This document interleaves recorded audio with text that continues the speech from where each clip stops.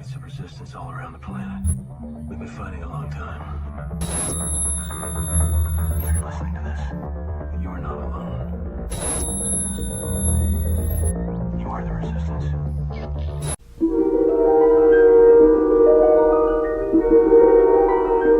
There is a fifth dimension, beyond that which is known to man.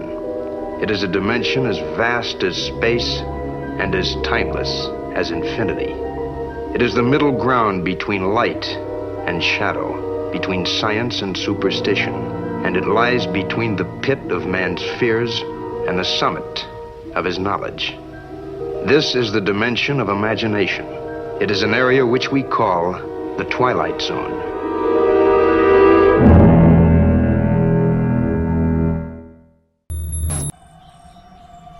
Janus affects 90 to 95% of the population, leaving only 1 in 20 fertile. We predict the population will plateau at 500 million in just under 100 years. By then, normal breeding rates should resume, but on a planet that will feel empty. You're fucking insane. To do nothing is insane. You accuse us of being genocidal. Not acting is genocide. Where do you think your food comes from, Ian? A third of the world's farmland is now useless due to soil degradation. Yet we keep producing more mouths to feed. And what's your answer to that? Energy-saving light bulbs? But we're doing things, we're changing things. You know the person who had the greatest positive impact on the environment of this planet? Genghis Khan, because he massacred 40 million people. There was no one to farm the land, forests grew back, carbon was dragged out of the atmosphere.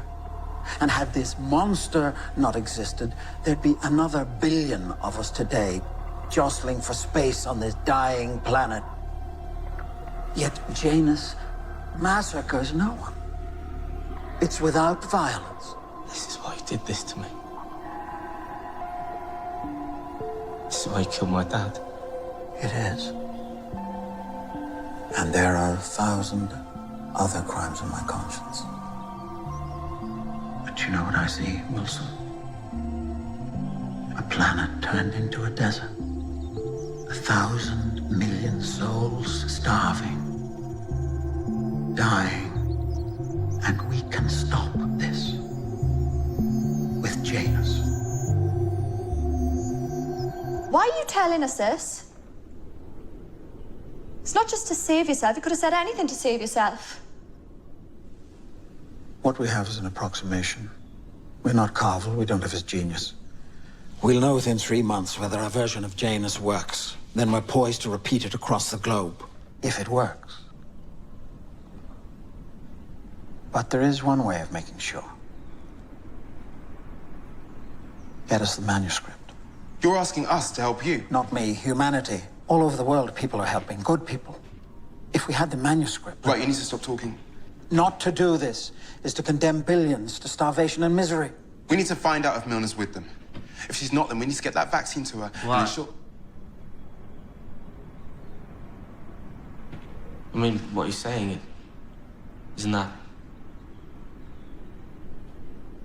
right? Right.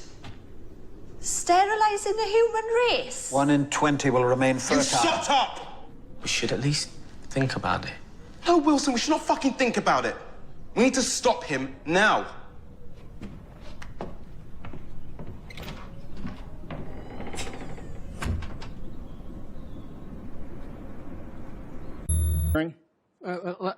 I heard this from my colleague, Dr. Carrie Made, who's been in touch with fertility clinics. They've never seen anything like it. The sperm of inoculated men does not swim. The eggs of inoculated women do not grow into embryos. And those that do have a huge amount of contamination with stuff that's non-organic. What's going on here? We also know that according to the first New England Journal of Medicine study saying that Pfizer was safe and effective, this was in June of 2021. If you look at the raw data, it proves that 80% of the women who get the shot in the first and second trimester, basically 0 to 20 weeks, have an 80% miscarriage rate. Now, the miscarriage rate, just baseline, is 1 in 6. It's now 7 to 8 times that much. Dr. James Thorpe points out that there's a 79% increase in fetal malformations. There are unprecedented numbers of stillbirths. But again, this stuff becomes so censored that the mainstream says, oh no, that's a lie, you're making that up. We also just published My Cycle Story with many scientists, including Dr. Hooker here, where we had a database of over 6,000 women that came forward because their voices were being silenced. We had a group of about 20,000 women on Facebook who were talking about their experience with their menstrual cycle. They'd never seen anything like it. 90-year-olds beginning bleeding again. And we're not talking mild bleeding. We're talking clotting. I had women calling me who had been passing clots for weeks and weeks. We have 2 VAERS cases of little girls, 18-month-old girls, who hemorrhaged and died. In My Cycle Story, so we had over 6,000 women. Then we looked at the baseline rate of what's called a decidual cast shedding, passing a decidual cast. That is where the entire inside of the uterus just is shed all at once as a piece. It looks just like a plaster cast of the inside of the uterus. In our data, as I recall, it was like 269 women reported this. Most of our original database were women who hadn't even had it. It's doing something to the coagulation pathways in the body. That is just the tip of the iceberg. I keep thinking, when these young women realize they will never be able to get pregnant because the horror of it is unimaginable.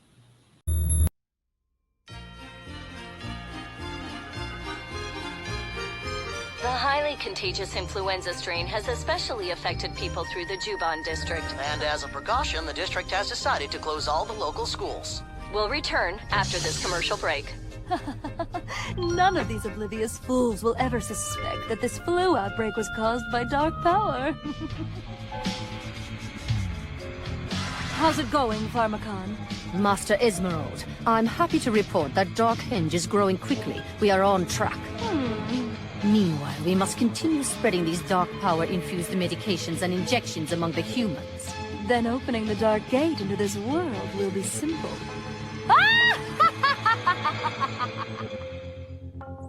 Where is everybody? I don't know.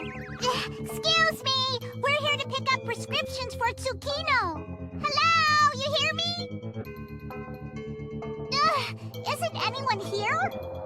So rude. Hello? Can we get some help? Excuse me? What? There's still a child healthy enough to yell for help? How is that even possible? I don't know.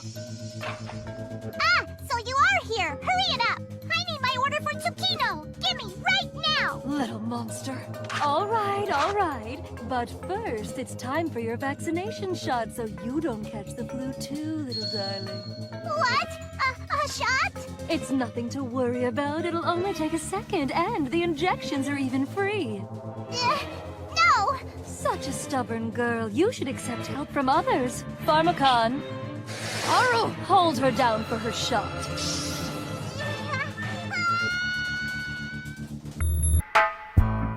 Good morning, Miss Garcia. Good morning, sunshine. I miss you. I could kiss you right now. Someday. Curfew is now in effect. All unauthorized citizens must stay indoors. Tensions rise as we enter the 213th week of lockdown. A grim new reality emerges. COVID-23 has mutated. Beginning thermal scan. Thermal scan normal. A horrifying new development New today. data confirms the virus attacks the brain tissue. Hey, whoa, whoa, whoa, whoa, whoa! I'm immune! I'm immune! Worldwide death toll rises to over 110 million. All infected Americans are being forced into quarantine camps. Sarah. Sarah, what's going on? Department of Sanitation. Sarah, talk to me. I think my neighbor has a fever. It'll be so much easier if you just open the door. Mrs. Grant, you have visitors. Sarah, please. Sarah, open that door. Sarah, do not open that door.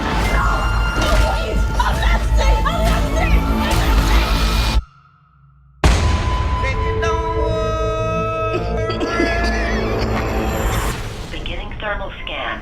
3, 2, 1. Anomaly detected. Armed guards will be arriving in 4 to 6 hours. You must not attempt to leave your home, or you will be shot on sight.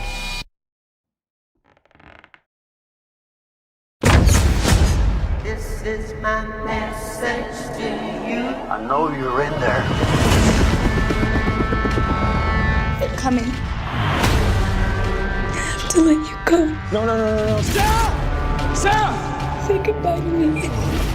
Sarah, I'm not letting you give up. This is my message to you. Sometimes we have to do things we don't want to survive. I'm trying to save the one person left in my life that matters to me.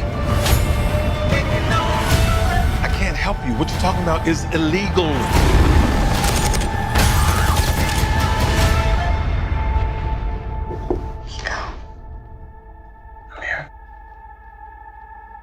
Every little thing's gonna be alright. And remember, stay safe, sane, and sanitized.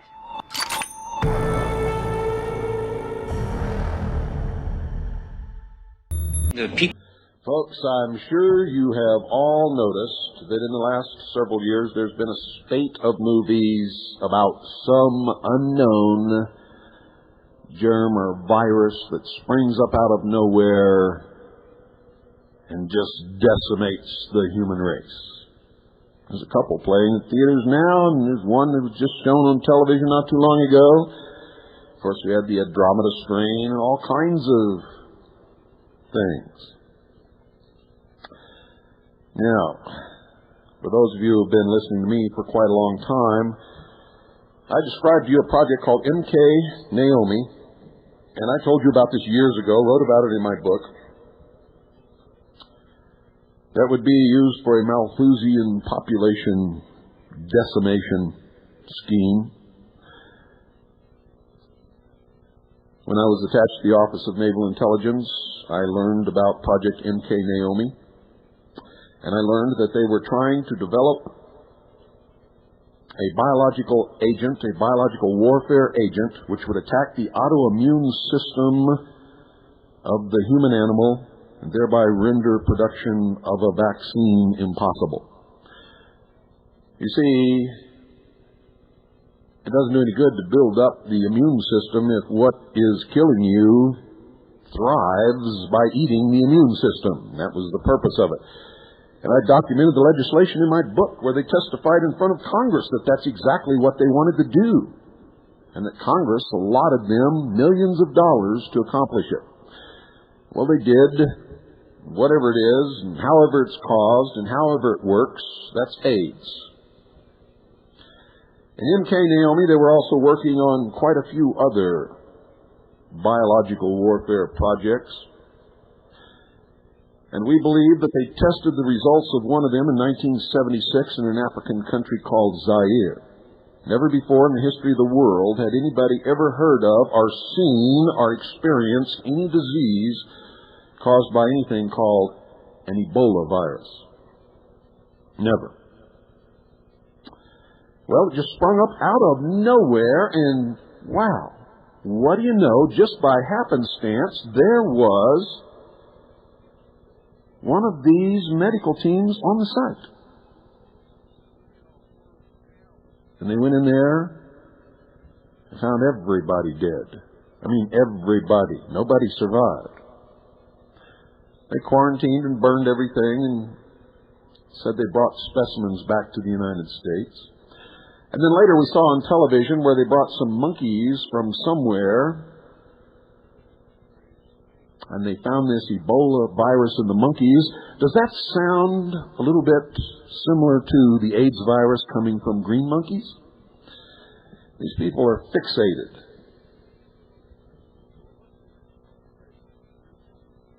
Now, all of a sudden, guess what's going on? Unbelievable. You see, there was a study made during World War II to determine the impact of the returning soldiers upon the economy.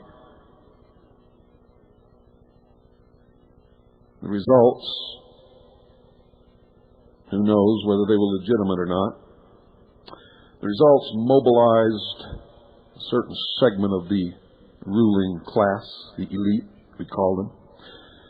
A second secret study was conducted in 1957 by scientists which met in Huntsville, Alabama.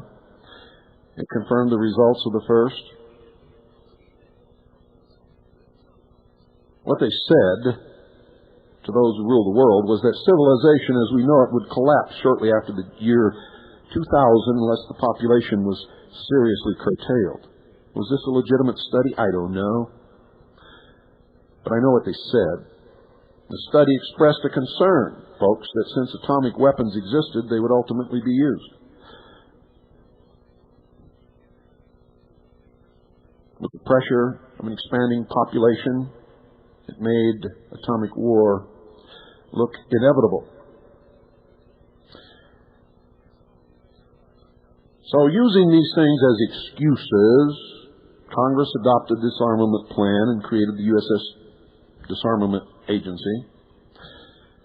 Dwight Eisenhower said in 1957, and listen closely to me, quote, as a result of lowered infant mortality, longer lives, and the accelerating conquest of famine, there is underway a population explosion so incredibly great that in little more than another generation the population of the world is expected to double, end quote.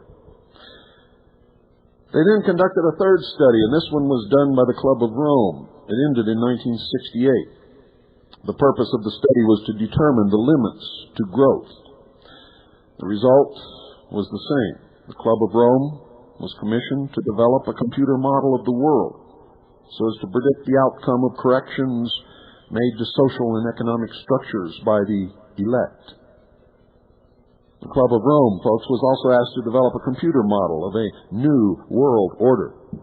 Both of these tasks were accomplished. You can read about it. None of this is hidden. You have the same access to the same information that I have. They did a lot of studies. Some were done to determine a method to arrest the population explosion before the point of what they called no return would be reached. It was determined that an immediate attack on the problem would involve 2 points of intervention, and all of you remember them. The first was to lower the birth rate, and the second was to increase the death rate. To lower the birth rate, they instituted several programs. The first was the development of positive birth control methods using mechanical, diaphragm, and condom, chemical, foam, and birth control pills, and medical, sterilization, abortion, and hysterectomy. And for several years, they were secretly sterilizing people against their will in hospitals in third world nations. All of these were developed, and all of them were implemented. And if you were paying attention, you know exactly when this happened. It was shortly after these studies were finished. They started getting tongue-tied now. They started the women's liberation movement with the demand for free abortions. All of a sudden, an organization called Planned Parenthood sprang up, and abortion clinics began to grow on street corners across the country. They used pro-choice as their rallying cry. They started to encourage homosexuality, and gay liberation was born. You see, homosexuals, folks, don't have children.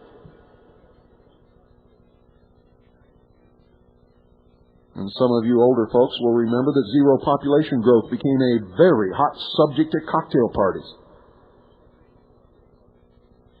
But individual freedom, the heat of the moment, the back seat of a nice cherry Chevy at the drive-in, that was the heat of the moment, let me tell you. Religion and the old blue laws sabotaged a lot of these efforts, and while zero population growth became a reality in some areas, population increased rapidly in others.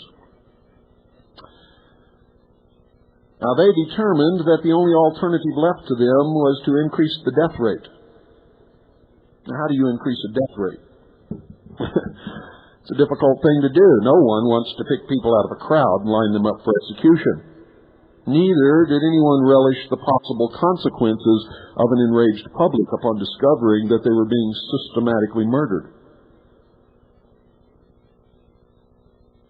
Of course, a very short but very deadly global war using nuclear weapons upon select population concentrations was contemplated. And to tell you the truth, it has not been ruled out to this day. And I'm telling you right now, if they can't get their way by any other means, they will create a third world war.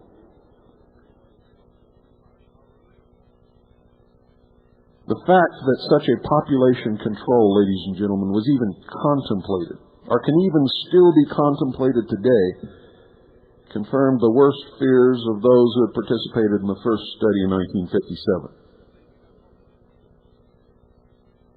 The war's been put on the back burner to simmer, but it could still become a reality.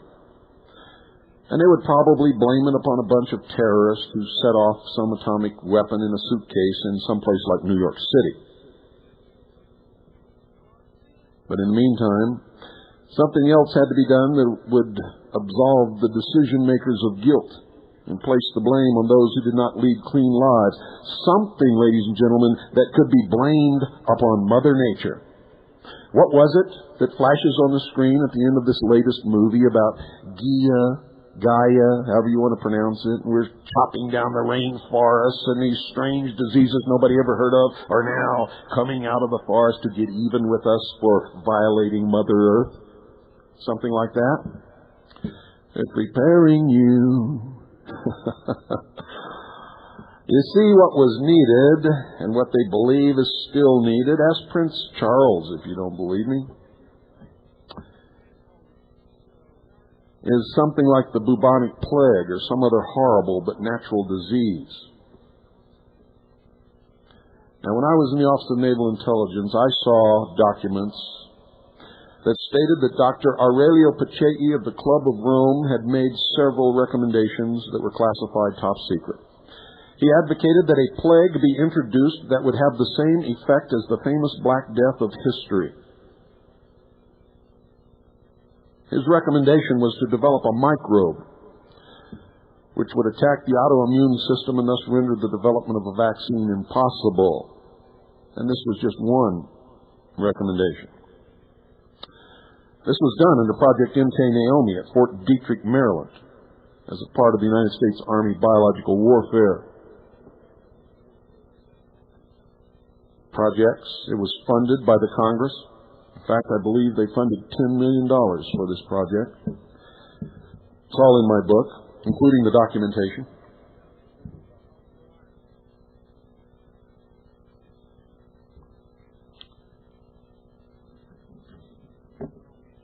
Dr. Aurelio Pacheco wrote this, and you can find it. You can find it, ladies and gentlemen, on page 607 of the Global 2000 report to the President, which was signed by Jimmy Carter. He said, and I quote, "Man has skyrocketed from a defensive position, largely subordinated to nature's alternatives, to a new and dominant one. From it he not only can and does influence everything in the world, but voluntarily or unwittingly can and indeed does determine the alternatives of his own future, and ultimately must choose his options for it. In other words, his novel power condition practically compels him to take up a new regulatory function that willy-nilly he has had to discharge with respect to the world's mixed natural human systems. Having penetrated a number of the erstwhile mysteries and being able to sway events massively, he is now vested with unprecedented, tremendous responsibilities and thrown into the new role of moderator of life on the planet, including his own. End quote. The funding for this project was obtained from the United States Congress under House Bill 15090 in 1969, where $10 million was given to the Department of Defense's 1970 budget. Testimony before the Senate committee revealed that they intended to produce a synthetic biological agent, an agent that does not naturally exist and for which no natural immunity could have been acquired. Within the next 5 to 10 years, it would probably be possible to make a new infective microorganism which could differ in certain important aspects from any known disease-causing organisms. Most important of these is that it might be refractory to the immunological and therapeutic processes upon which we depend to maintain our relative freedom from infectious disease, end quote. Sir Julian Huxley said, overpopulation is, in my opinion, the most serious threat to the whole future of our species. The project called MK Naomi was carried out at Fort Detrick, Maryland. You'll find reference to it in several congressional investigations. You'll find reference to it in the research of some very good investigators. But that's about all you'll find. You see, most of the people involved with that project have mysteriously disappeared or died. All of the records are either so highly classified that you'll never see them for the next 100 years or have been destroyed. Can you imagine if the public could have access to the research funded by Congress and conducted under Project MK Naomi to produce synthetic biological agents to control the population of the world? Too far-fetched? Get off your lazy butts and start digging, like I did. And you'll find out that it's not far-fetched at all. You'll find reference to these things and to these discussions and to meetings concerning these issues and to proposals and to implementation of plans ever since the end of World War II.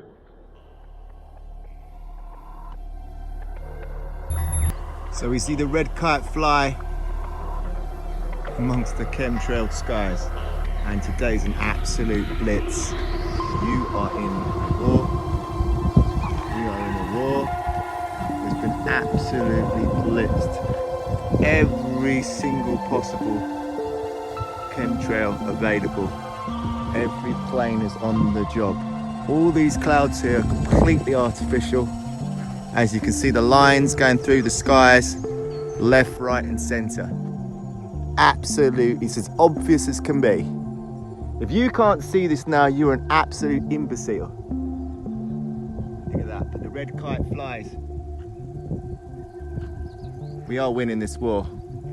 This is their last-ditch attempt to stupefy us. Air Force is on record as saying, quote, they want to control the weather by 2025, and we are not talking about just seeding the clouds for rain. Of April this year, there are more than 150 different weather modification programs around the world. Since about 2000, the Department of Defense and the Department of Energy have been spraying the entire United States sky with the toxic brew of chemicals and other biologic agents.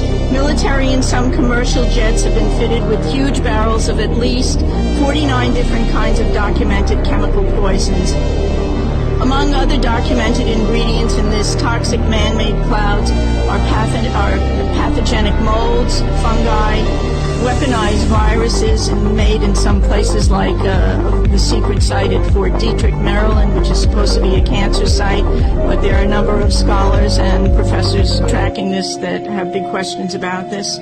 Barium and nanoaluminum particles. What do these do to the human body?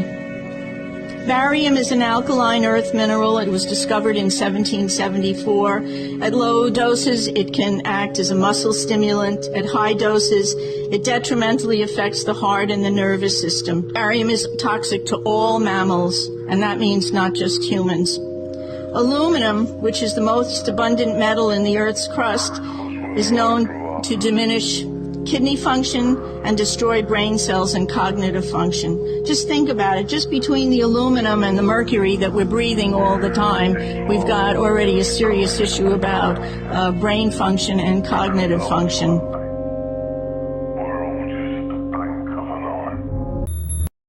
It's used in things like white strips, right? You're not supposed to ingest it. Well, this is one of the ingredients that's going into these pregnant women's, lactating women's bloodstream. Well, you know, breast milk is made from, from blood and lymph. It's supported by blood and lymph. And so these spokes models you just show were like, oh, it can't possibly affect your breast milk. Well, the NIH study that I cite in my most recent Substack shows that they knew perfectly well. They found polyethylene glycol in trace amounts of women's breast milk.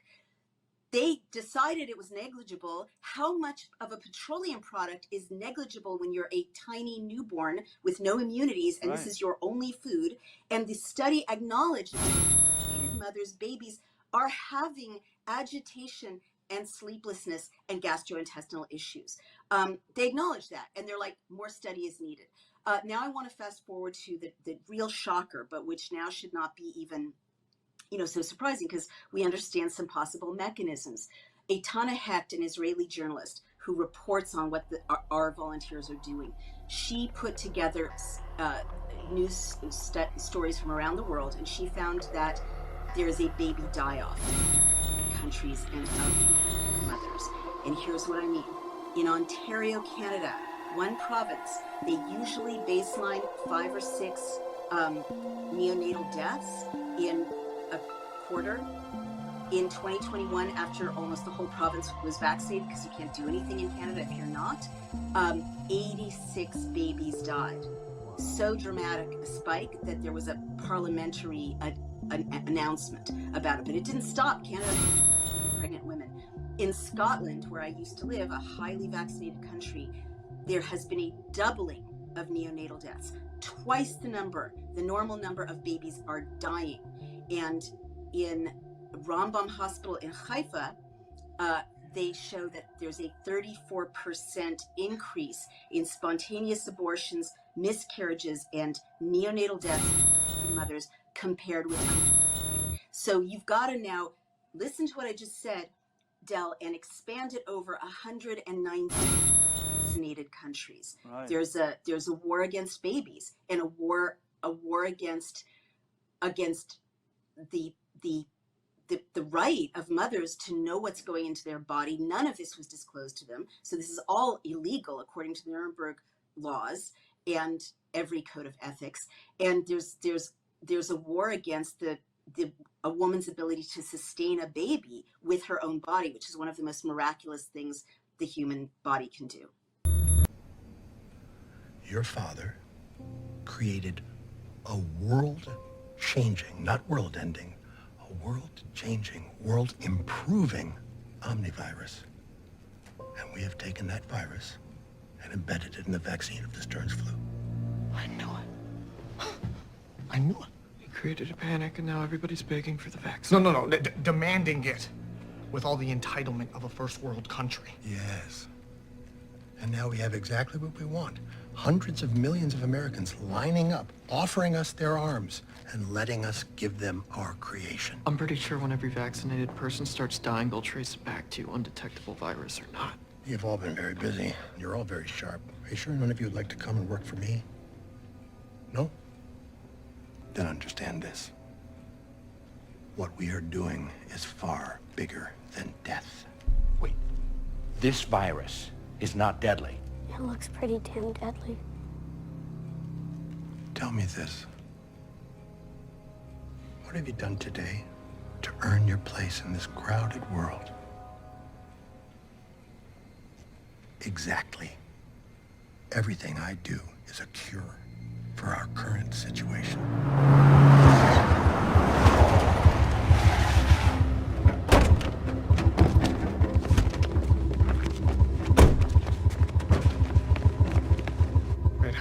cure it. You're killing people. I told you it does not kill. That was the amazing epiphany we had. We didn't have to kill to accomplish our goal.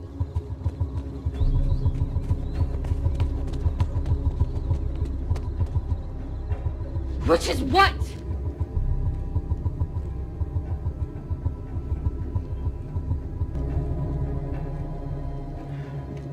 We intend to stop human reproduction for 3 generations. The busy, endless global assembly line of babies will grind to a halt. You're sterilizing people? Uh-huh. In the first 5 years, we'll start to see major birth rate declines as teenagers vaccinated today hit their childbearing years. You're controlling the future of human civilization. Is that what they're calling it? It's a very nice euphemism for a species that has replicated like a contagion across the planet, killing all other species in its wake.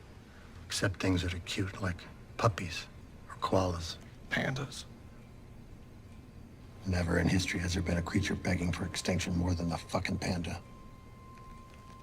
Except us. You hate people that much? On the contrary, I love people. Then how? Why would Doing what our government or citizenry is too spoiled or self-indulgent to do. We are saving ourselves from ourselves. halting overpopulation? 100 years ago, the global population was 1.7 billion. 2011, it reached 7 billion. People live too long, die less often, fuck too much, shit out babies like... In 2050, they say it's gonna plateau. We'll blow past 11 billion and then slowly begin to decline. But by then, it'll be too late to save an Earth that bears any resemblance to a world we actually want to live in.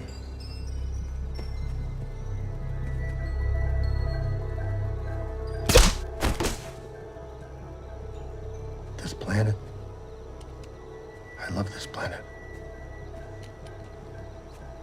So I decided to take care of the problem.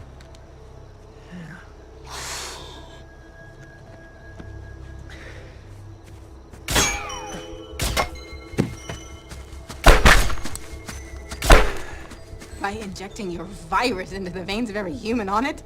Global warming, mass extinctions, food, water shortages. All these problems can be boiled down to one thing: overpopulation. It's not as simple as that. But it is. At 1.7 billion, we can be as decadent, self-indulgent, and shitty as we want. At 10 billion, we have to live strategically. We have to live modestly. We have to live selflessly. And as you know, we're not that good at it. And you're beta testing it on Americans since we're the worst.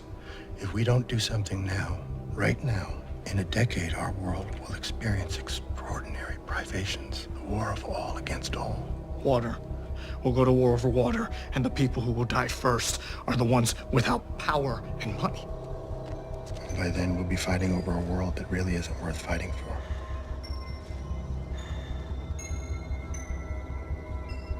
You can't just decide people won't have babies because... I can, and I did.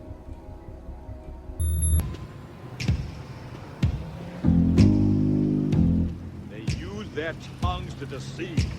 The venom of snakes is under their lips. And their mouths are full of bitterness and curses. And in their paths, nothing but ruin and misery. And the fear of God is not before their eyes. They have taken the hearts and minds of our leaders. They have recruited the rich and the powerful. And they have blinded us to the truth. And our human spirit is corrupted. Why do we worship greed? Because outside the limit of our sight, feeding off us, perched on top of us from birth to death, are our owners. Our owners. They have us. They control us. They are our masters. Wake up. They're all about you, all around you. Hey, what's up, everybody? Hope everybody's doing well, man. Just went on to put this little video together for you guys. I did some original clips and some clips from the past that I felt was very, very essential. Like I said, we go back, guys, and I always like to tie stuff together from the past and bring that to the forefront with the information that we're receiving now, so you can kind of piece it together and see like where things are going. where we came from and what's likely to take place in the future. But as you can see, man, like the whole agenda is outlined. It's outlined. It's been outlined in so many different forms, man, from the movies, from the video games, the cartoons, the television shows. I showed you. I know some people probably gonna wonder which was what. I've used Utopia in here. That's a show that was, I believe it was on Netflix for a while. It got John Cusack, same guy that played in The Cell. Knows how to use some of these same actors that play in some of these other movies, right? Coincidentally. Not just him, well, not just that particular video. I used a cartoon, one of these cartoons. It's like a Chinese cartoon from the past. Dark, I can't think of, called Dark something. All right, but that's from the past. That came out long before. That was like maybe 12 to 15 years ago. So they outlined kind of what's happening. I used the other cartoons from before. If you remember, I had the gargoyles, and then there was another one. I don't know where that cartoon came from, but it was kind of depicting the same thing. It's all talking about Depop or whatnot, and it's kind of outlined or showing you kind of the whole blueprint of how they plan to do it. Like I was saying though, guys, key point that was made also in the video, the segment where they live, with the pastor talking about, hey, they been on top of us from birth to grave, our owners. Like, he's telling you kind of who's behind the scenes running stuff, man. And those are the ones who give the orders to go ahead and do the Depop and everything like that. Those are the ones. And so that kind of puts things in perspective, man. When I tell you that the ones that run the gov and everything, I'm showing you what they are. That's why I put that guy Rosenberg in here, so you can see what's going on with him. And I've showed you others that were in the gov that have this going on. And then you go back and you see what dude is talking about. The lawyer was talking about, well, Pfizer's claiming that they exempt from any type of, crime or whatever, because they had actors that were, or participants that were in the gov that were behind this as well. Well, you say, well, who's behind it? Okay, I showed you who's behind it. Okay, you see, those are not regular folks. You see what I'm saying? Then like I showed you the CEO for Pfizer. I showed you him, right?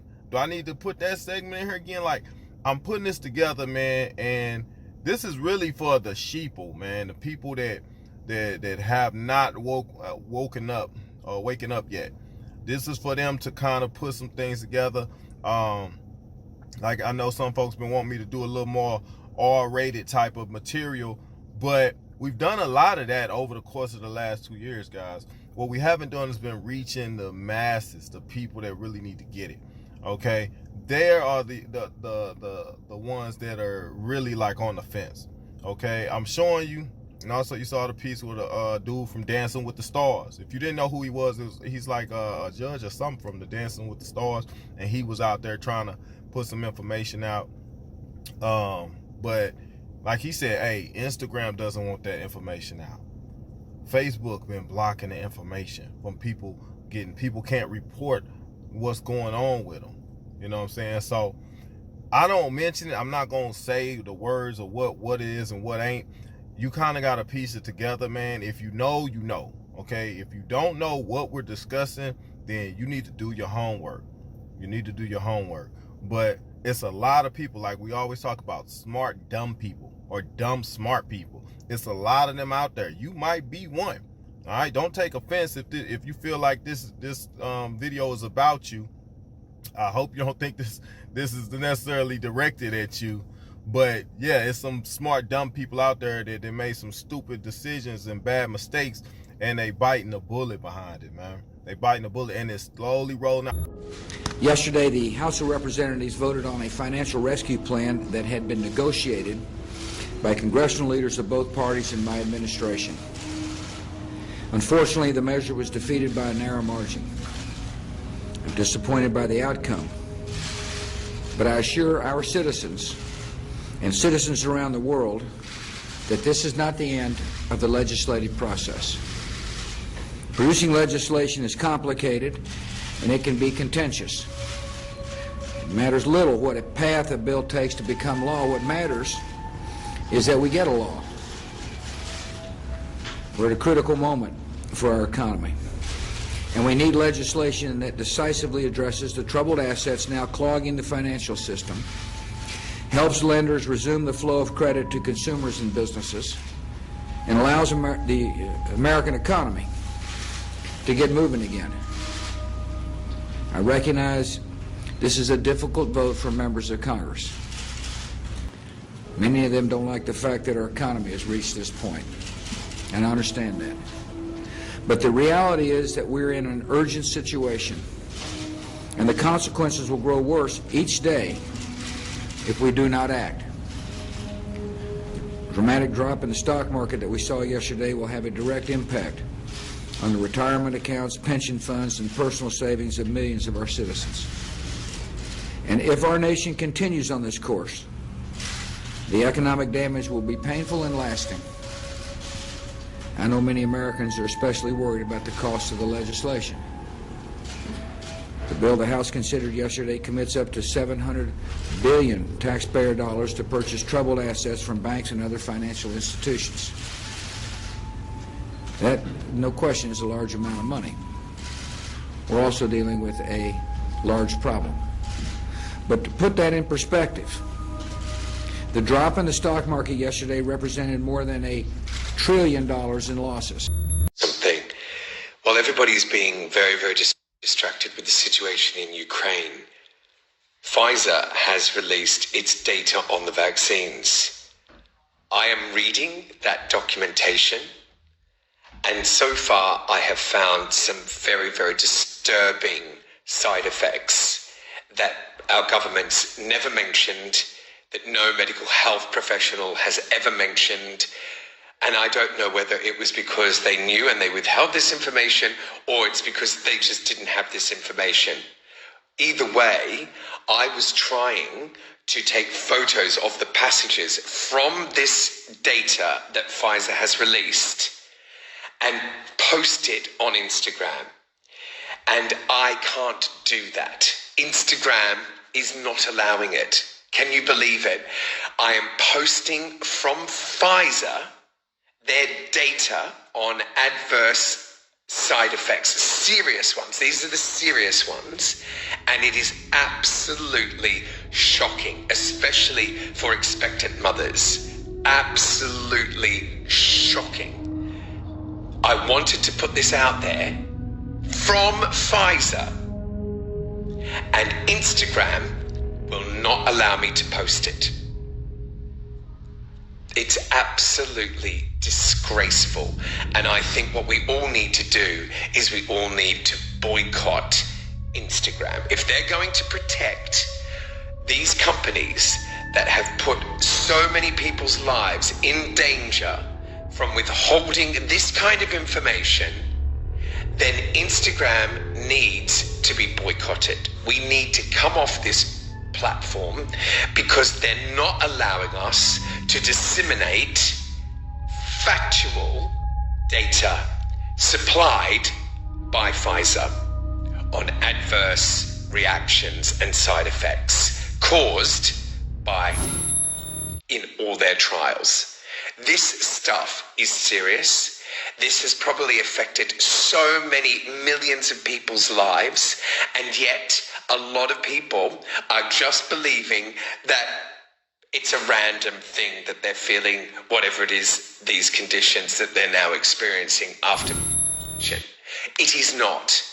The companies, the drug companies, FDA, the EMA, they all knew about these side effects, but they chose to withhold this information in order to get emergency use authority so that they could then roll this out. And our governments went along with it. And now, Instagram are complicit in trying to withhold any of that data being released to the public domain. This is not right, people. I don't care what side of the argument you are on, but data that is being released by Pfizer about their trials before it was rolled out to millions and millions of people all over the world, if that is being suppressed, you have to ask yourself, why? Why would a tech company like Instagram want to withhold all of that data from getting out there? Why? Well, all I know is it's not right, and we need to push back on this. We need to push back hard, because this information is our right to know. It is our right to know exactly what has been withheld. And then, unfortunately, because our governments have completely given these drug companies indemnity from any kind of legal repercussions or recourse, there isn't a lot that people can do. However, I argue that now that this information has been released, surely that makes that null and void, because what was agreed and what was then disseminated to people is not the full picture. And if people knew these side effects, oh my God, these serious adverse side effects, which, you know, I know cousins, relatives that have actually been affected with these side effects after, who have just dismissed it as though they were the unlucky ones. They weren't. It was known that this was going to happen. These conditions were withheld to the public, and it's wrong.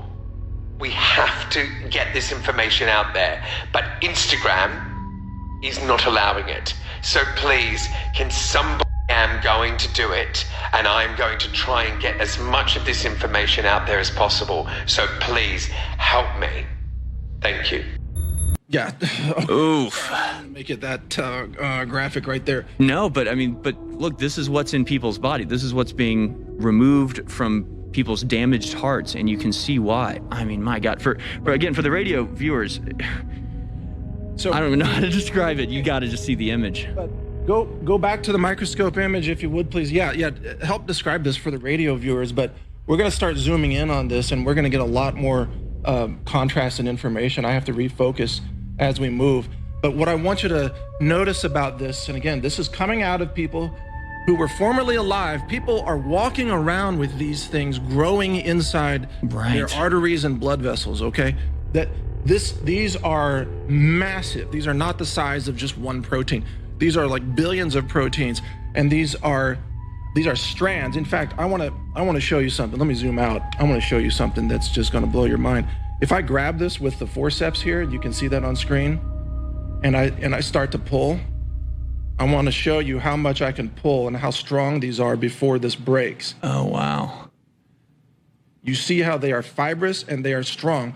They're like rubber bands. I'm sitting in here with Mike Adams, since he is going to be a little bit preoccupied putting together this very intense-looking science experiment. And so I'm just here sort of to sit in for the audience and maybe ask questions about what exactly you're doing, Mike. What are we looking at here? Okay, so as I mentioned before, we have acquired these clots that have been removed from deceased patients who died suddenly. Right. And the embalmers have never seen these clots before until the began to be administered. And the embalmer that provided these to me, who is our guest today, is Richard Hirschman. So he'll be chiming in on this. These are the clots, and I hope we can get maybe a kind of a, I don't know, an up-close shot. We can do maybe a, But anyway, I'm going to take these out of the vial here, and again, live on radio and the video broadcast, I'm going to take these out, and I'm going to stain these with iodine, and then I'm going to prepare these on the slide, and then we're going to look at magnifications up to 1,500 times and see what these are. And most importantly, Harrison, is that what we're showing on the microscope right now is a drop of blood from one of the crew members who donated this drop this morning, just with a little diabetes, Lance type thing. And we're going to show you that like that drop of blood is coagulating right now, and there it is live. That is very different from what we are about to see. That's a healthy, normal piece of blood. Yes, that is now dried. So it's a little scab, basically, right? You could say it's like a one-drop scab. And so for our radio listeners, the vial that Mike is holding, it looks like it's filled with little worms. I mean, they look like little tiny earthworm-looking things. It's really pretty gross, and that came out of a human being. Well, yes, and these are only the very smallest examples. There are more vials I have that are, some of these strands are the thickness of your finger. Oh, Lord. And what's happening, and you're going to hear this from our physician guest who's joining us in the next segment with his voice altered to protect his identity, is that these are blocking femoral arteries. They're blocking carotid arteries. Some people are having to have femoral artery bypass surgery in order to not die. And these are on the smaller size here. When these lodge near your hands or toes, they will cut off circulation to your extremities, which is called peripheral cardiovascular disease typically, and it can cause your fingers and toes to turn black. Now there's a photo, yeah, there's an up-close photo of the vial. There's another photo for the producers that should show a man's fingers that have turned black. Oh my gosh. That's what happens when these clots block blood circulation. Looks like a very extreme case of frostbite or something. Exactly, which is the same thing, is your extremities have lost blood flow. Right. But the thing is, Harrison, and I mean, you're welcome. I brought extra gloves if you want to get in on this, but I don't mean to joke about this. This is serious business, but these have the consistency of small rubber bands. Right. No, it's horrifying looking. America just dealt with a terrible hurricane season. You have some words of encouragement for the American people about hurricanes? Joe said, "Thank you so much for asking. First of all, our thoughts and prayers go out to all the families dealing with hurricanes throughout the entire United States. What a lot of Americans have been doing to fight the hurricanes is getting vaccinated." What is that?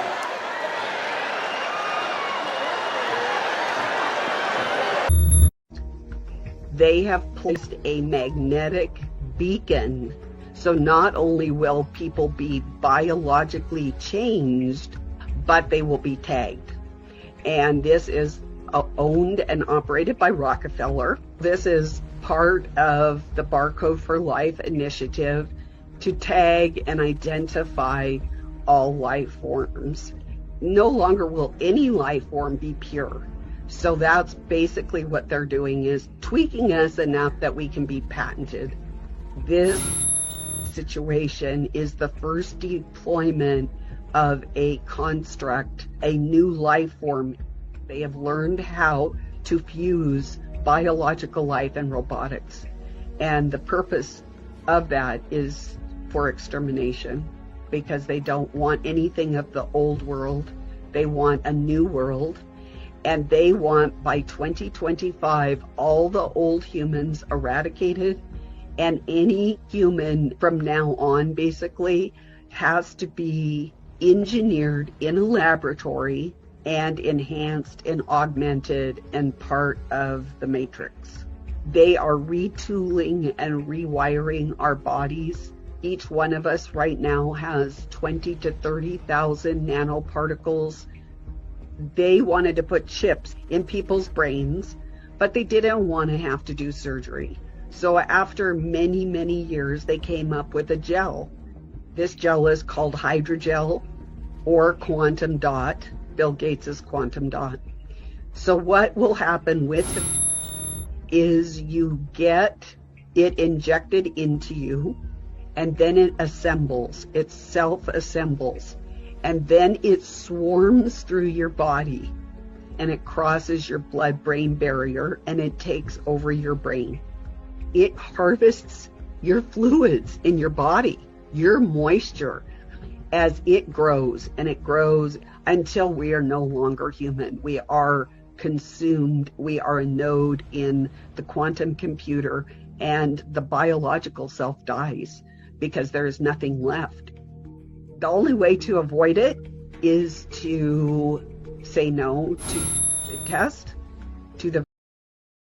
there will be a hydrogel mask where every breath that you take, you will be breathing in these hydrogel particles. They've deployed all these nanosymbios into our body. They can carry a poison, and it is told, it gets its marching orders from the frequency that is being aimed at it. Like I said, with the masks, test, and the vaccine, it is critical not to take it. It's bioaccumulative, which means the more you get of it, it stays in your body and it will not go out.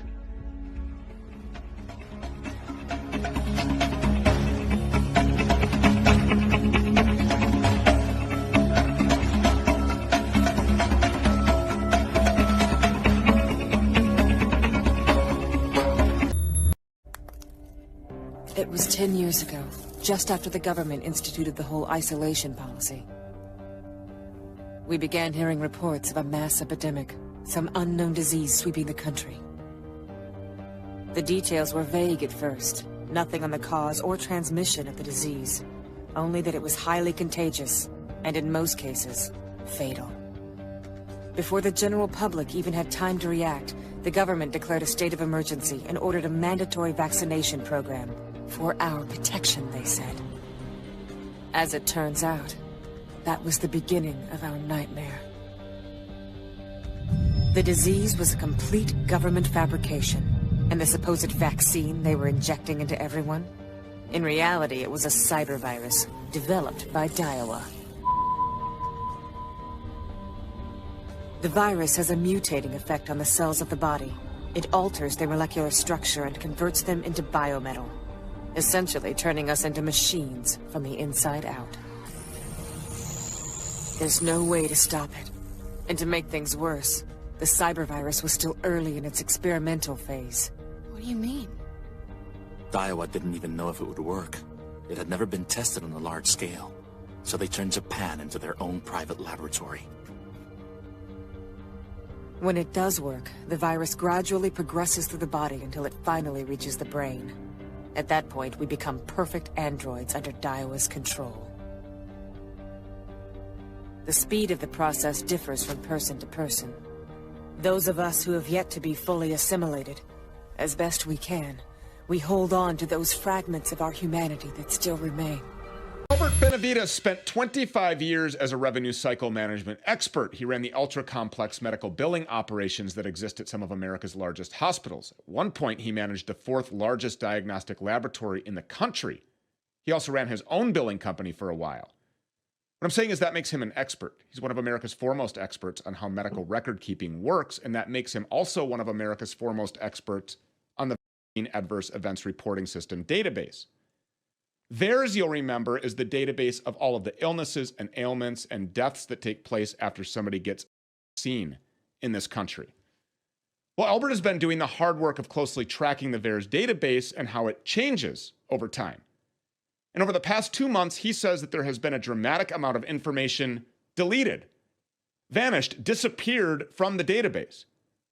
Overall, more than 12,500 records have vanished in the past 9 weeks, including 2,000 hospitalizations, 1,000 permanent disabilities, and 550 deaths. Albert Benavides joins us now to explain his findings in more detail. Albert, thank you so much for coming. Thank you for having me, Stu. 12,500 records in 9 weeks. Were these all associated with this jab?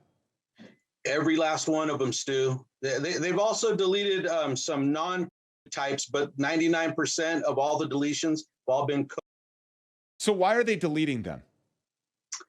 You know, the fine print, and which I don't believe could be duplicates or false claims. And I give them the benefit of the doubt of being a duplicate. So I've spot checked about 2,000 claims myself.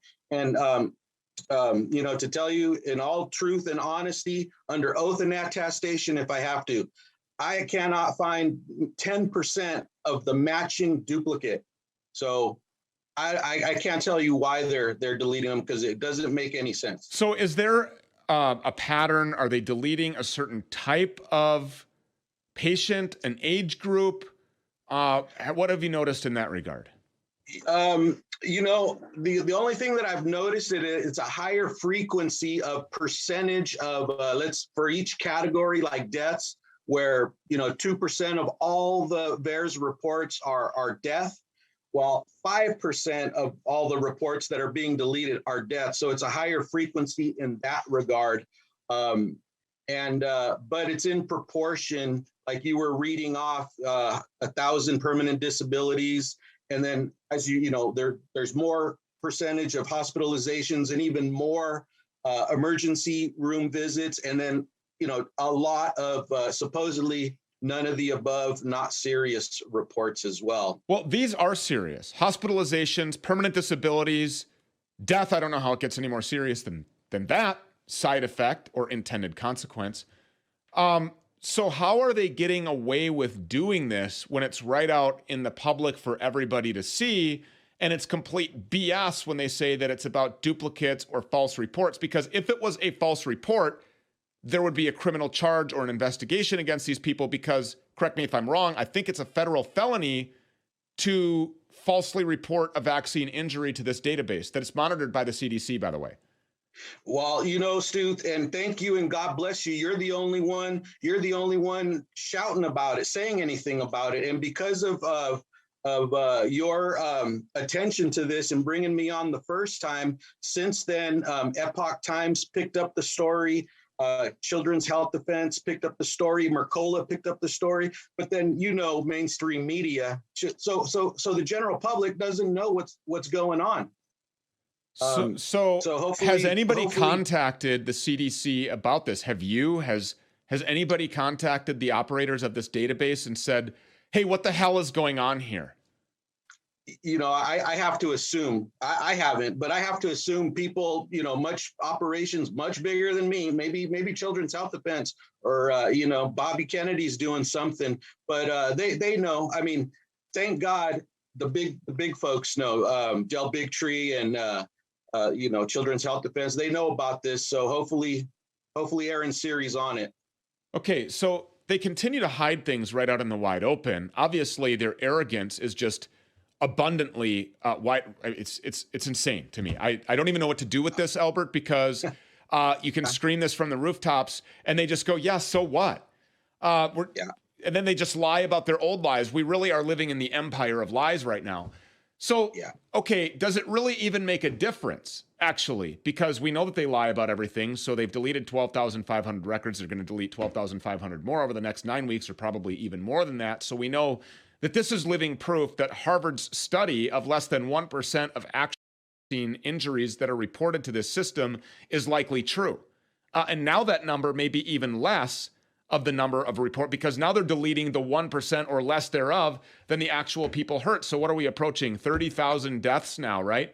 Right. So are we really, I mean, can we say that there's that many deaths, 30 million people? I'm on the bandwagon now that I'm saying that Harvard Pilgrim study is it could be antiquated now, we're going above 100%. I'm on that camp. There's starting to be a few people. I mean, this is coming into focus, Stu. This is a genocide coming into focus. And so, the 41% or the 30% underreporting factor, I mean, pretty soon that's going to be antiquated, and we're going to be looking at, something more than what Harvard Pilgrim was saying. And Stu, just to let you know, 12,000 in the last 9 weeks, 19,000 total. So I don't want to let them off the hook for those ones. Right, but the pace is actually picking up, because if it's 19,000 total, and just in the last 9 weeks, it's been 12,500. So, let me ask a question. Where are all of these so-called firebrand conservative, truth, hard-charging Rand Paul, Senator Ron Johnson, Marjorie Taylor Greene, Matt Gaetz, accountability firebrands? Where are these people right now? Where the hell are these cucks? I'm trying, I've sent some emails out, little old me, but yeah, that's a good question. Where are they, Stu? Where are they? These people should be held accountable. This is a federal government operation. The vaccine adverse events reporting system is monitored by the CDC. It's paid for by the taxpayer. We instruct our elected representatives what to do, and they either follow those instructions or they are removed and the entire form of government is abolished, and that's according to the state's constitutions. Read yours if you haven't, and the United States Constitution. So these people need to be contacted and instructed as to what it is that they're supposed to be doing, and the entire CDC ought to be torn down. It should be burned from the ground up, and everybody that works there should be fired and not eligible for rehire at any time, and possibly face criminal charges for what is happening in the cover-up that they're perpetuating here right out in the wide open. This is sick and it's disgusting. And I will name them, all of them. Actually, there isn't one sitting member of Congress, there isn't one sitting United States senator that is taking this to the top. There's not one of them saying, look, 12,500 people have reported injuries. 550 of them are dead, and the world doesn't know about it because our government is participating in the cover-up of mass murder at the hands of Tony Fauci, who should be arrested on probable cause and held for suspicion for committing mass murder. Genocide, crimes against humanity, and there's a precedent for what we do with these people. Albert Benavides, thank you so much for your discoveries and for being here. We appreciate it. God bless you. So I represent Brooke Jackson, who is a whistleblower who exposed that the Pfizer clinical trials were riddled not only with error, but with fraudulent and false certifications to the U.S. government. That's the allegation of the suit. Allegedly. Yes. Well, she's got a lot of evidence of it, but what's fascinating is Pfizer has moved to dismiss the case, and their grounds to dismiss, as they repeated in the scheduling conference we had this week, is that it doesn't matter if they submitted fraudulent certifications to the government. It doesn't matter if they submitted false statements under penalty of perjury to the government. It doesn't matter if they lied about the safety and efficacy of these drugs, mislabeled, in my opinion, because the government was in on it with them. The government knows what's going on, and the government still would have given them the check anyway. So is it really fraud if the government's their co-conspirator? That is, in essence, Pfizer's defense so far to the case. So it'll be an interesting case. The judge said that we would be entitled to discovery about any issue related to the motion to dismiss. And so that covers some territory. That's an interesting thing. In Quebec, last time I checked, if you make a motion, anytime you file a new affidavit in support of a motion, you get to examine on the affidavit. So if they filed a motion to dismiss, basically saying, look, we're innocent, but even if we're guilty, they authorized us to do it. Do you not get to examine them on those new allegations, which were not part of the original proceeding and are new to the file? So that's what the judge said. Judge said we're entitled to discovery on those issues, which they were going ballistic about. They kept saying, oh, well, we've just moved to dismiss. Motion to dismiss is on the four corners of the pleadings, not their motion to dismiss. Well, their motion to dismiss includes a bunch of extra extrinsic information, documentation, and testimony, which we're absolutely entitled to contest and dispute and to get discovery concerning. So the court recognized the same. Very straightforward, old school judge. He was talking about when he first saw some federal rules, he thought that they were communist back in the day, 35 years ago, but he goes, they really work well. And it involves, disclosure and discovery in a timely material way. So they'll be able to limit some discovery, but not as much as I think they wanted to. And it was a fascinating defense to say, yeah, maybe we lied, but even if we did, it doesn't matter because some high-ranking government people were in on the lie. I don't think that's going to be a defense the court's ultimately going to buy, but it entitles us to discovery in the interim. So it's going to be Brooke Jackson's case marches onward. Probably the biggest whistleblower False Claims Act maybe in the history of the United States. I want to turn to the FBI. How many FBI agents or confidential informants actively participated in the events of January 6th? Sir, I'm sure you can appreciate that I can't go into the specifics of sources and methods. Did any FBI agents or confidential informants actively participate in the events of January 6th? Sir, I can't answer that. Did any FBI agents or confidential informants commit crimes of violence on January 6th? Did any FBI agents or FBI informants incite crimes of violence on January 6th? And incite crimes of violence on January 6th? Ms. Sadburn? Sir, I can't answer that. Who is Ray Epps? Ms. Sadburn? Who is Ray Epps? I'm aware of the individual, sir. I don't have. I'm aware of the background to him. I don't have the specific background. There are a lot of people who are understandably very concerned about Mr. Epps. There are a lot of people who are understandably on the night of January 5th, 2021, Epps wandered around the crowd. 2021, Epps wandered around the crowd that had gathered tomorrow, and there's video out there into the Capitol. Into the Capitol. We need to get into the Capitol. Into the Capitol. So strange that the crowd began chanting so strange that the crowd began chanting fed.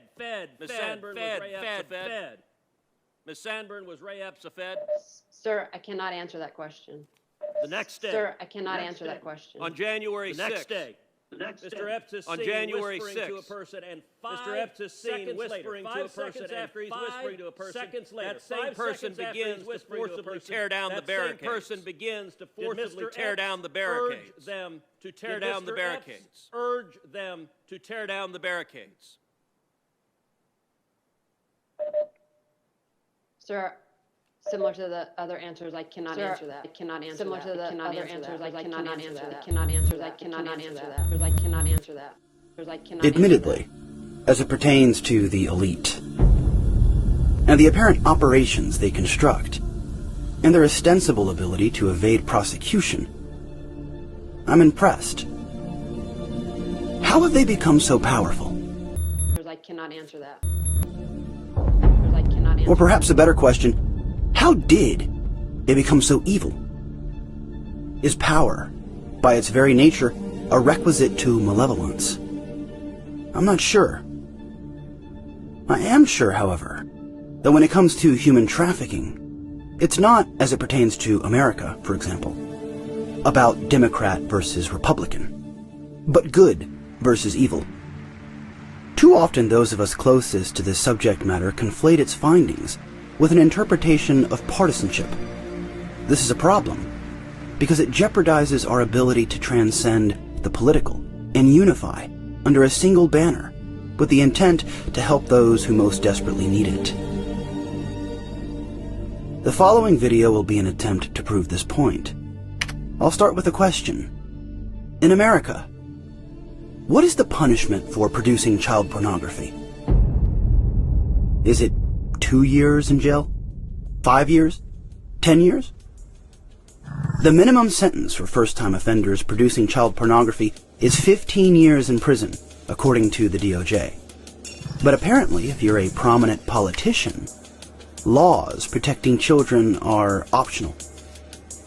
Republican Congressman Robert Bowman, for the stated crime of having sex with a 16-year-old boy, his charges were dropped after completing a, quote, treatment program. Republican Councilman Keola Childs pled guilty to child molestation, spent 1 year in jail, spread across 12 years, serving 30 days whenever he wanted, each year. Republican campaign consultant and activist Tom Shortridge, for the crime of not just having but producing child pornography, he received 3 years probation. Republican Elections Director Kevin Cohn, for the crime of soliciting a 14-year-old girl over the internet, he received 2 years probation.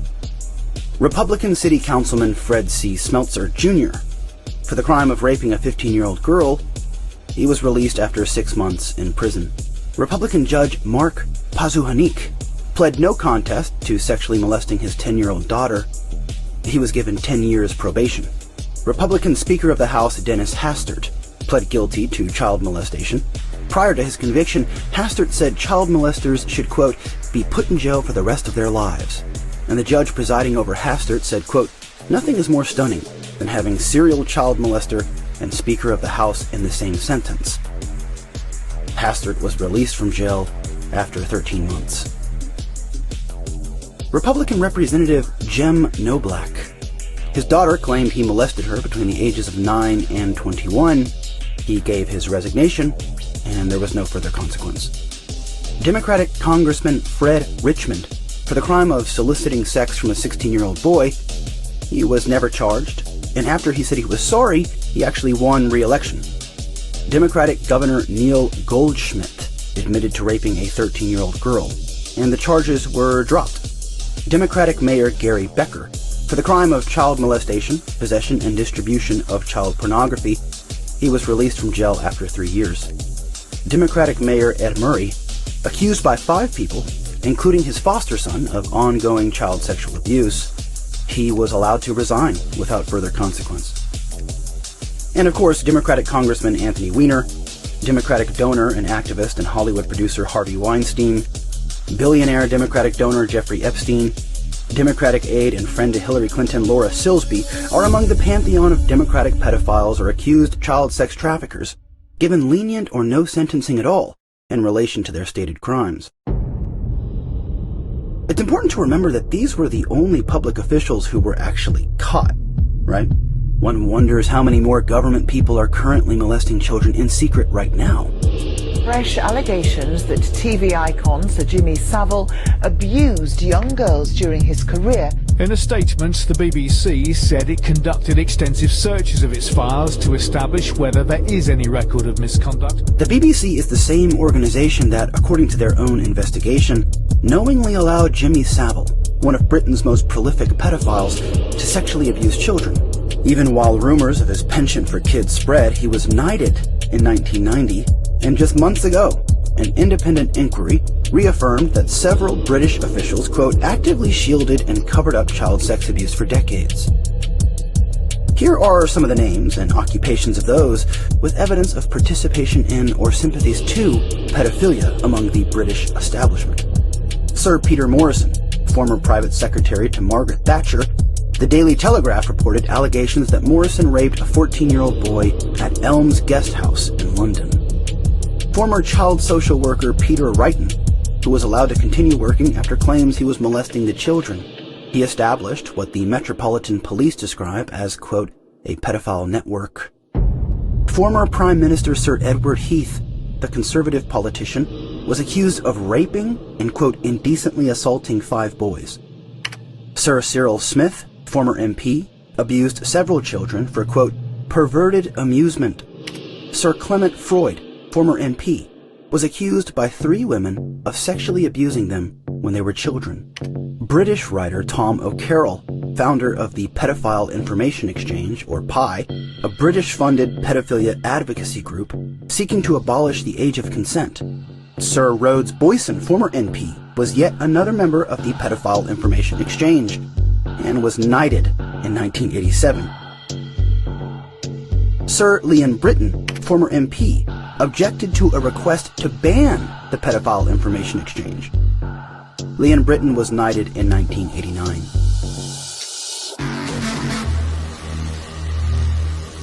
Sir Greville Jenner, former MP, who in one instance posed as a carer in a children's home in order to sexually abuse a young boy.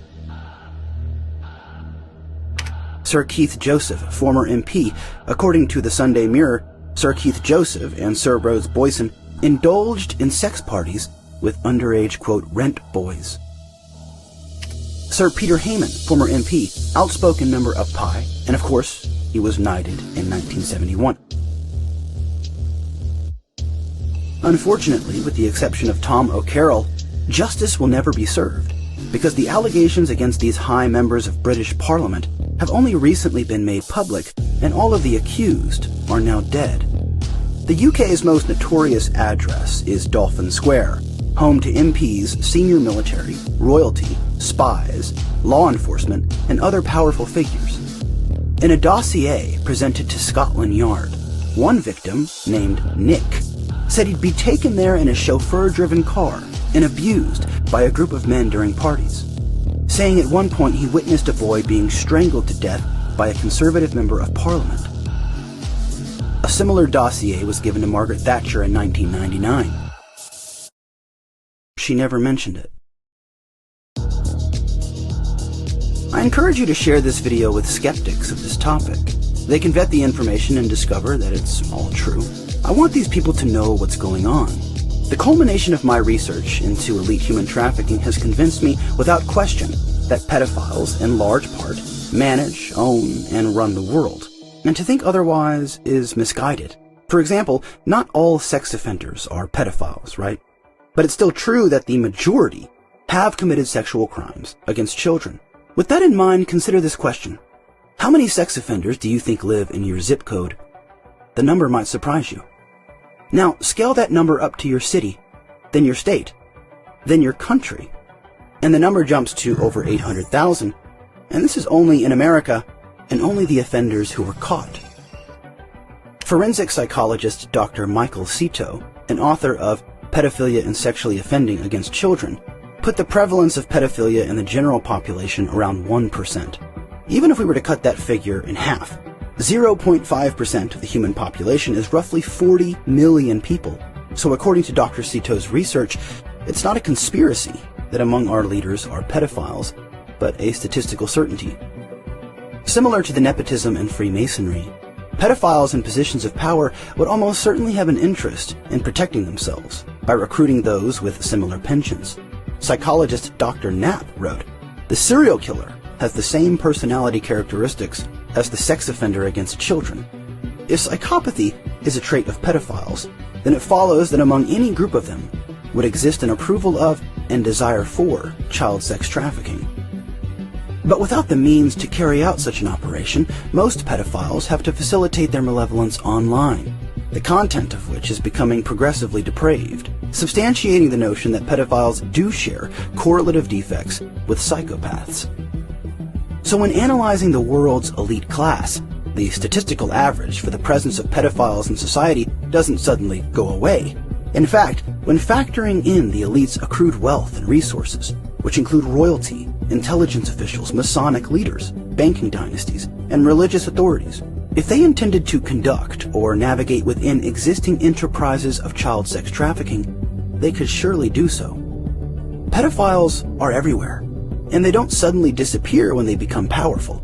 It's up to us to ensure pedophiles stay away from children at all costs. This is why it's so upsetting that we happen to exist in a culture that gives politicians a slap on the wrist or no punishment at all when their depravity is revealed to the world. This has to change. If it were up to me, pedophiles would never be allowed to re-enter civilized society. But it's not up to me. Instead, I'm part of a country whose very leader continues to lay bare his apparent proclivity for small children. I'm not sure what, if anything, can be done about this. I mean, what do we do? I don't know. But I'm not going to stop going after them, in the hopes that someday justice will be done. So you said you went to break up the relationship, and yet you stayed at that New York mansion several days. I'm wondering how long... But I was doing a number of other things while I was there. But you were staying at the house of Yes. a convicted sex offender.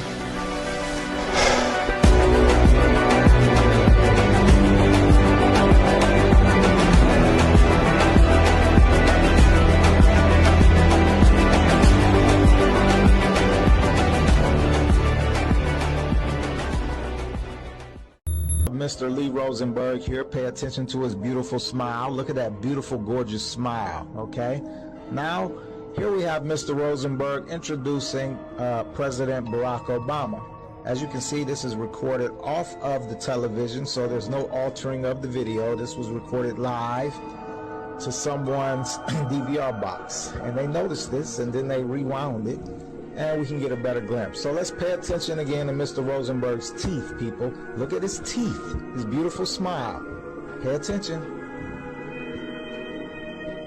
There you go. What is that? What the hell are those? Jagged edges? Daggers? Look at this. Look at this motherfucker shape-shifting right in front of you. Look at his teeth. Look at it. These beings exist.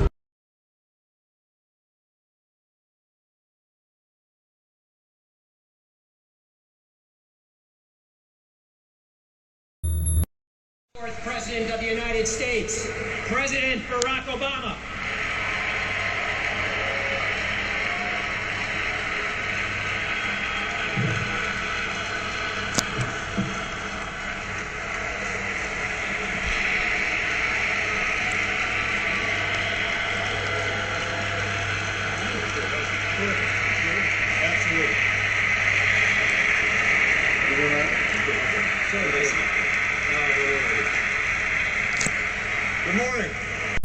I know some people. I know y'all got some people too where y'all want to reach out and be like, I told you you should, but you really can't do that.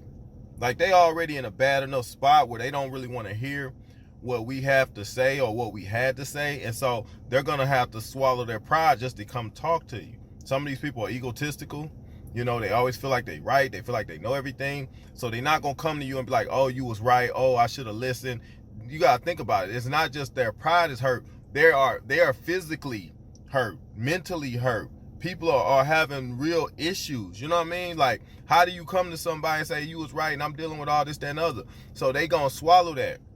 But I told you, based off the data, the data reports that have come out, if it was 2.1 million that were reported, right?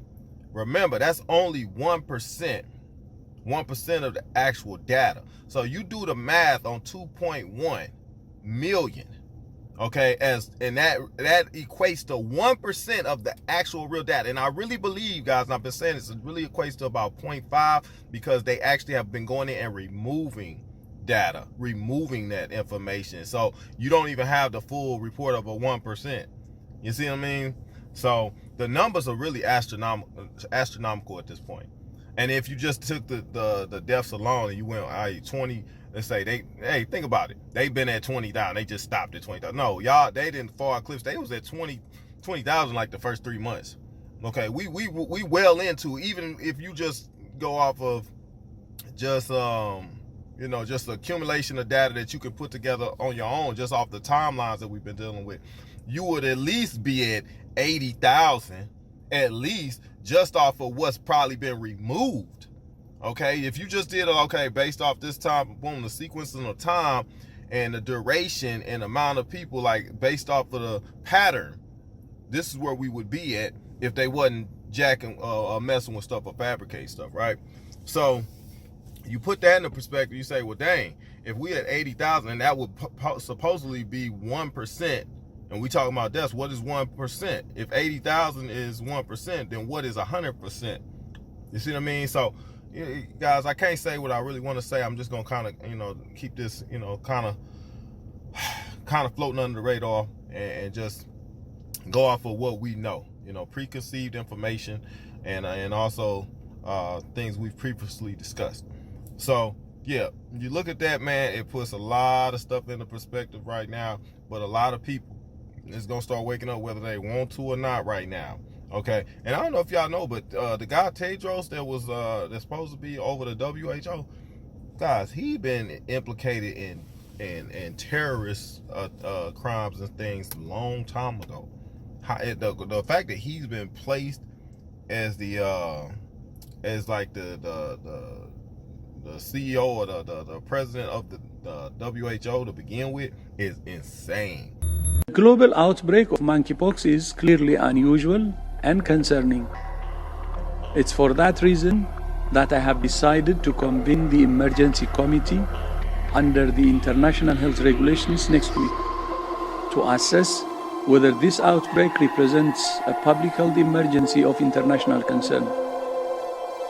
I think it's now clear that there is unusual situation, meaning even the virus is behaving unusually from how it used to behave in the past. But not only that, it's also affecting more and more countries. And we believe that it needs also some coordinated response because of the geographic spread. Plus, at the same time, having an executive committee would help us to discuss about this issue. These are experts, external experts, to understand the virus better.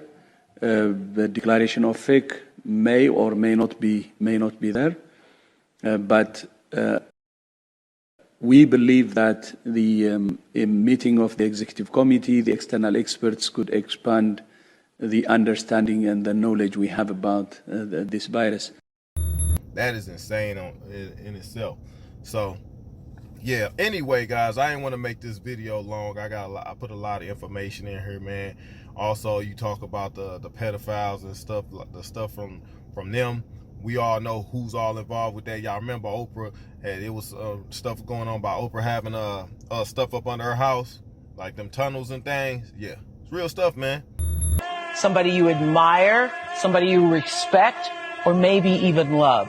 And it feels good. I mean, if you're 7 years old and somebody, which I was trying to say this to my friends who had children, you're 7 years old and someone is stroking your penis, it feels good. Right. Even though you don't have a name for what that is, it feels good. And when I first said this years ago, people were like, you're crazy, because everybody wants to believe it's like sexual assault and you're being thrown up against the wall and you're being raped. And I have said for years, if the abuser is any good, you won't even know it's happening. Oprah legitimized the notorious sex criminal Joe Teixeira, a.k.a. John of God, as a miraculous faith healer, one who could cure cancer, giving him international recognition. Joe Teixeira is now serving 19 years in prison for the rape of 4 women. He is facing additional cases related to several sex crimes, including keeping teenage women as sex slaves in underground mines, forcing them to have his children, and selling their babies internationally for tens of thousands of dollars before murdering the women after about 10 years of childbirth. Oprah runs her own Leadership Academy for Girls in Africa, a $40 million school for disadvantaged girls, where in 2007, several children were sexually abused and parents were only allowed to see their children once a month. It was very close with disgraced Hollywood mogul, rapist, and abuser Harvey Weinstein. Her Me Too documentary ignored Weinstein and Jeffrey Epstein. Oprah was herself a teenage prostitute. She stokes the fires of racism in America. And she is a member of the Billionaire Club, or the Good Club, along with Bill Gates, George Soros, Warren Buffett, David Rockefeller, and Ted Turner. The so-called Good Club meets behind closed doors and discusses plans for global depopulation. The Great Awakening is upon us. When will humanity begin seeing these billionaire celebrities for who they really are? But they don't tell you that. So anytime that stuff comes out, they're gonna throw it out there. Oh, it's misinformation. It's lies and stuff. But it's really the truth. Okay, the truth is the stuff that you can't know. The lies is what they push. So you understand why she say the things she say and do the things she do. It's right there in your face. So anyhow, guys, I hope y'all enjoyed the video, man. I put a lot of stuff in there, and probably gonna do another one in the next couple days here. I just wanted to get something light, because kind of scratch the surface of some of the stuff that we've been talking about. So anyhow, y'all be safe. I'll catch you on the next video. There are pockets of resistance all around the planet. We've been fighting a long time. If you're listening to this, you are not alone. You are the resistance.